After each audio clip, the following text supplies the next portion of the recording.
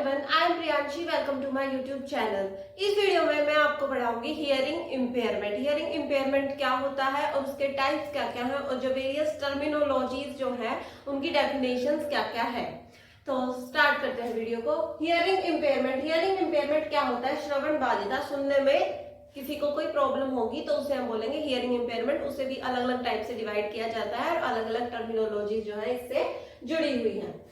पहले हम समझेंगे कि नॉर्मल ह्यूमन ईयर जो होता है उसकी कुछ फ्रीक्वेंसी के अंदर वो सुन सकता है। वो फ्रीक्वेंसी है फ्रॉम 20,000 टू 20,000। जो नॉर्मल ह्यूमन ईयर है, जिसका कान मतलब कि एक ह्यूमन का ईयर जो बिल्कुल तरीके से ठीक है, अच्छे से सुन सकता है, वो है फ्रीक्वेंसी 20,000 से लेकर 20,000 तक। उससे नीचे की वो नहीं सुन सकता है। और जो 20,000 से नीचे की जो फ्रीक्वेंसी होती है साउंड की, उन्हें बोलते हैं हम इंफ्रासोनिक साउंड्स। और 20,000 से अबव की जो होती है उन्हें बोलते हैं अल्ट्रासोनिक साउंड्स। तो ये दो तरह की साउंड्स होती है। इसके बीच की जो है 20,000 से लेकर 20,000 तक जो है एक नॉर्मल ह्यूमन ईयर जो है अच्छे से सुन सकता है। वो उसकी एक रेंज सेट की गई है।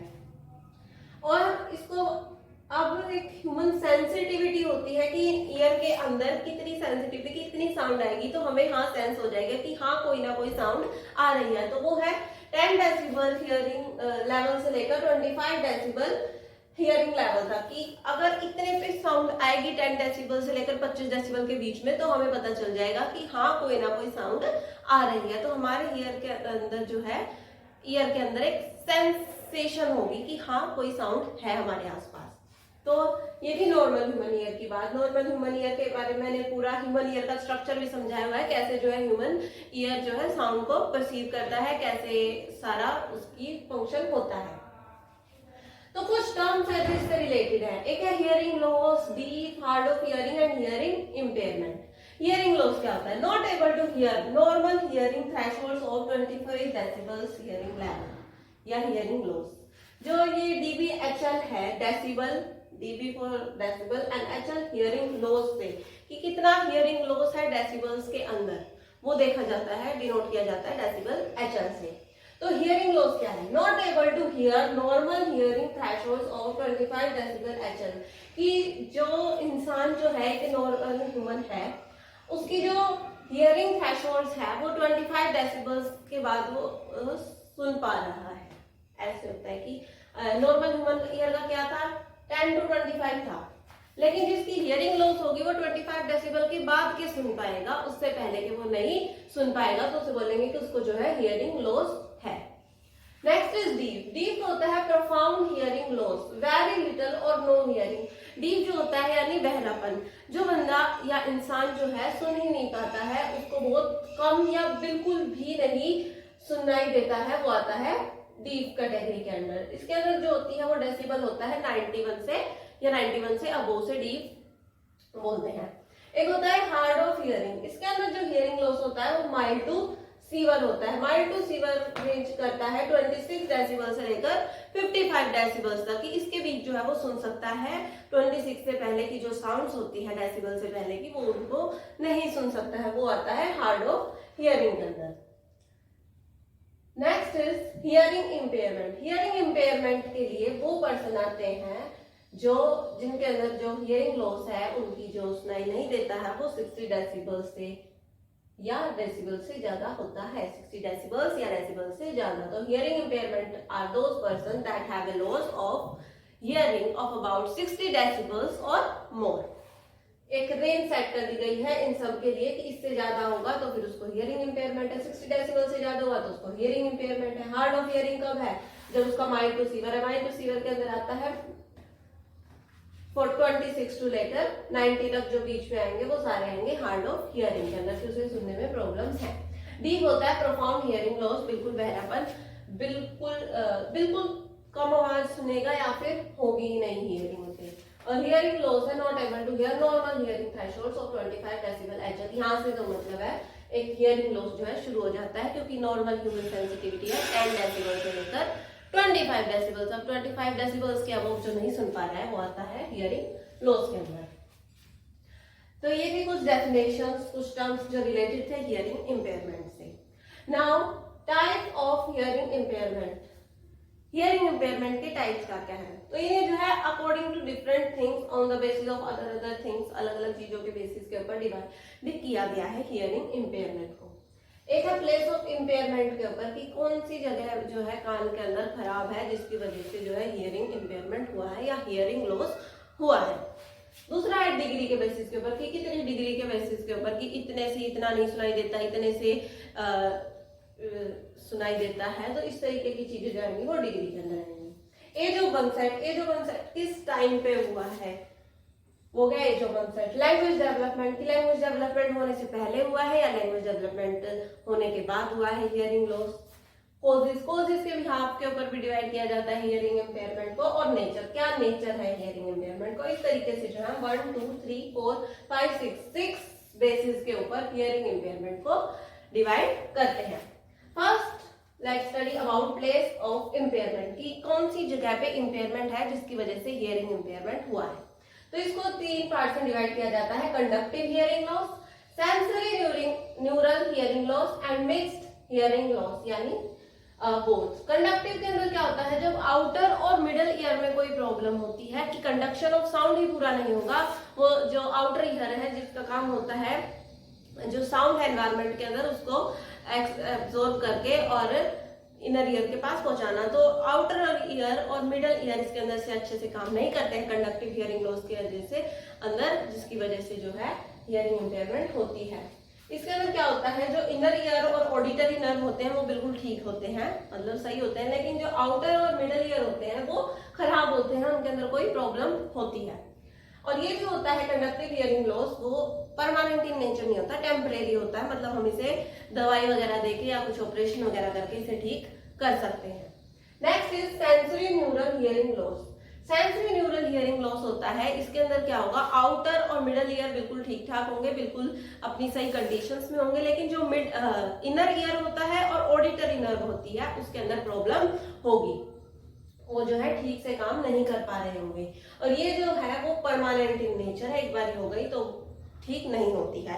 लेकिन हाँ, हम कोक्लियर इम्प्लांट कर सकते हैं, जो कोक्लिया होता है उसको हम नया कोक्लिया उसके अंदर डाल सकते हैं कान के अंदर, जिसकी वजह से इसको ठीक किया जा सकता है। वैसे परमानेंट है नेचर के अंदर, जिसका कोक्लिया खराब होगा उसी का ही डालेंगे। Third is mixed hearing loss. Mixed hearing loss जिसके अंदर कंडक्टिव भी होता है और सेंसरी न्यूरल हियरिंग लॉस भी होता है, जो कैरेक्टरिस्टिक शो करता है बोथ के, कंडक्टिव हियरिंग लॉस के भी और सेंसरी न्यूरल हियरिंग लॉस के भी। तो ये थे प्लेस ऑफ इम्पेयरमेंट के हिसाब से, conductive, sensory neural hearing loss and mixed hearing loss. 3 तरह के होते हैं, कंडक्टिव जो आउटर और मिडल ईयर में होता है, second is sensory neural hearing loss जो कि इनर ईयर और ऑडिटरी नर्व में प्रॉब्लम होगी उसको बोलेंगे, और मिक्स्ड हियरिंग लॉस जो दोनों के कैरेक्टरिस्टिक शो करें। Next is on the basis of degree we have divided the hearing impairment into 5 types, mild, moderate, moderately severe, severe and profound. Mild के अंदर क्या होता है, जो उसकी हियरिंग लेवल होता है वो होता है 26 से लेकर 40 तक, वो इतना ही सुन पाता है। मॉडरेट के अंदर होता है 41 to 55 डेसिबल हियरिंग लॉस, वो ये रेंज होती है जिसके अंदर मॉडरेट हियरिंग इम्पेयरमेंट आता है। मॉडरेटली सीवर होती है 56 to 70 डेसिबल हियरिंग लॉस, इसके अंदर जो आएगा वो होगा मॉडरेटली सीवर। और सीवर होता है 71 to 90 डेसिबल हियरिंग लॉस, और प्रोफाउंड 91 और 91 से ज्यादा जो हियरिंग लॉस होगा वो आएगा प्रोफाउंड के अंदर। तो इंडिया के अंदर जो है मोस्टली यही किया जाता है, ऑडियोमीटर से जो है बच्चे का वो देखा जाता है, उसका टेस्ट किया जाता है कि कितना उसका कान परसीव कर पा रहा है, साउंड को कितने सुन पा रहा है, कितनी डेसिबल उसका वो अच्छे से सुन पा रहा है। तो इसके अकॉर्डिंग जो है फिर उसको डिवाइड कर दिया जाता है कि उसको कौन सा जो है हियरिंग इम्पेयरमेंट है, माइल्ड है, मॉडरेट सीवर है या फिर प्रोफाउंड है, ये अलग अलग बेसिस के ऊपर उसको डिवाइड कर देते हैं। Next we have divided the hearing impairment into 2 types, gradual and sudden on the basis of nature. Nature के हिसाब से हमने 2 उस पर डिवाइड किया है, ग्रेजुअल और एक सडन। ग्रेजुअल जैसे कि नेम इसका बताई जाए, ग्रेजुअल जो धीरे धीरे होता है, प्रोग्रेसिव इन नेचर होता है, यानी एकदम से ना होकर जो हियरिंग लॉस होता है धीरे धीरे उसकी जो एक इंसान की जो है हियरिंग बिल्कुल कम होती जाती है और वो हियरिंग इम्पेयर्ड हो जाता है। सडन जो एकदम रातों रात जो हो जाए उसको हम बोलेंगे इन्फेक्शन की वजह से हो सकता है, या फिर कोई एक्सीडेंट हो गया, कहीं कार से कोई एक्सीडेंट हो गया, उसके कान में कोई प्रॉब्लम हो गई, तो वो सडन हियरिंग लॉस हो सकता है। एक्सीडेंट की वजह से या फिर कोई इन्फेक्शन हो गया, कोई नुकीली चीज चली गई कान के अंदर, तो इस तरह की चीजें जो है वो आएंगी सडन हियरिंग लॉस के अंदर या सडन हियरिंग इम्पेयरमेंट के अंदर। तो नेचर के हिसाब से हमने डिवाइड किया उसे ग्रेजुअल और सडन के अंदर। ग्रेजुअल जो धीरे धीरे होता है, प्रोग्रेसिव होता है, और सडन जो एकदम होता है, रातों रात होता है। Next we have divided the hearing impairment into 3 types on the basis of cause, कि क्या कोज है, क्या कारण है जिसकी वजह से हियरिंग इम्पेयरमेंट हुआ है, उसके हिसाब से हमने इनको 3 कैटेगरीज में डिवाइड किया है। Exogenous hearing impairment, endogenous hearing impairment and idiopathic hearing impairment.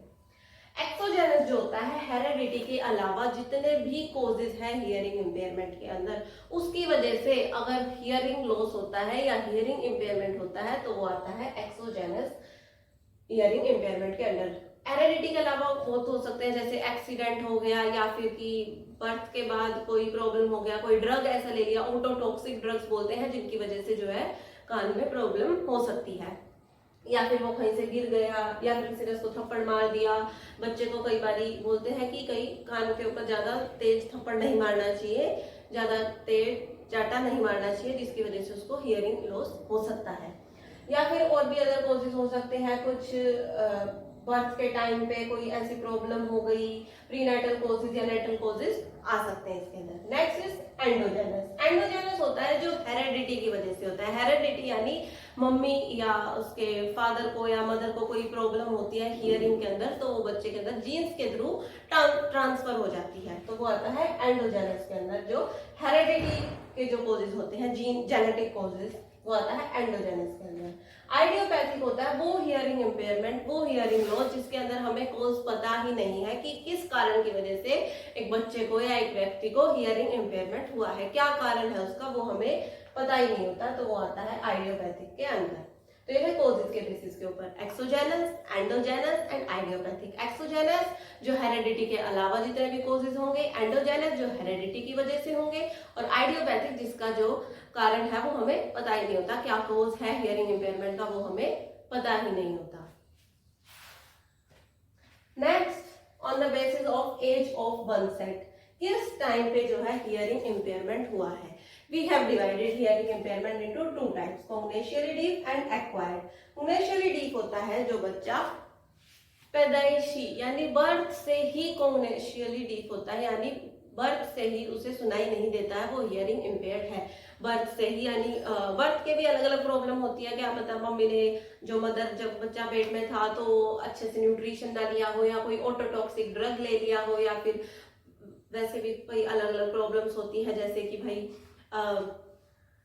Wait कम हो मदर का और बेबी का, तो इस तरह के अलग अलग कॉजेज होते हैं जिसकी वजह से बर्थ के टाइम पे जो है बच्चा बर्थ से ही डीप होता है, वो आता है कॉग्निशनली डीप। और होता है दूसरा होता है एक्वायर्ड। एक्वायर्ड यानी बच्चा जो था जब पैदा हुआ था तो वो बिल्कुल ठीक था, उसके कान बिल्कुल ठीक थे, उसको अच्छे से सुनाई दे रहा था, लेकिन आगे आने वाली लाइफ में उसके साथ कोई दुर्घटना हो गई जिसकी वजह से उसको सुनाई नहीं देता है, उसको हियरिंग इम्पेयरमेंट हो गया है, तो वो आता है एक्वायर्ड। यानी जो बर्थ के बाद होते हैं, बर्थ बिल्कुल अच्छे से ठीक से होता है, लेकिन बर्थ के बाद कोई ऐसी प्रॉब्लम्स हो जाती है जिसकी वजह से उसको एक्वायर्ड हियरिंग लॉस हो गया।